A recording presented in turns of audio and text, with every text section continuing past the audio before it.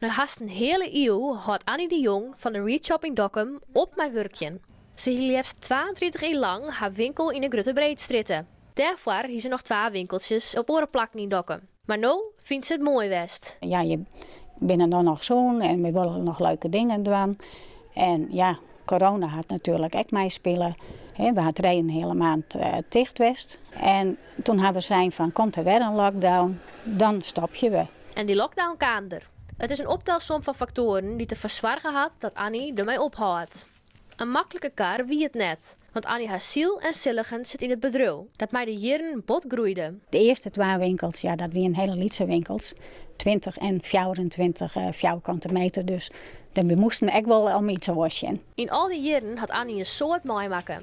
Ze had bij een grut willen zoen. En haar bijensbijn komen ook weer bij haar in de winkel. Meesten komen die je net meer wijn en dan zeggen ze van, nou ja, ze stiert er nog steeds. En dat vind ik dan wel weer grappig. En natuurlijk ga je je leven met je klanten mee en nou ja, ups en downs. Ik struin alle dagen, als ze hier ben dan struin ik hier even. Nee, dit is uitgebreid. Nee, dat kan ik net ergens overschrijven. Ja, dat maakt net ouder misschien. Ja, ik ga toen naar boekjes lezen daar, met de naam van Kees erop. Ja. De oude winkel. De oude winkel in de Boterstraat. Ik vind het net spietig dat zij nou voor het kind. Nou, eigenlijk wel. Ja, maar ja, goed, ze komen op mijn leeftijd. En dan mag ik een keer ophouden. Zullen deze winkel hier missen? Of? Nou ja, enigszins wel. En ik denk meerdere mensen in dagen. Wie stopt er nou 42? Nou, 42 al? Ja, precies. Maar ik heb ook nog 4 jaar in de supermarkt gewerkt. Dus 46 jaar aan het werk. Er is nog geen opvolger voor de winkel.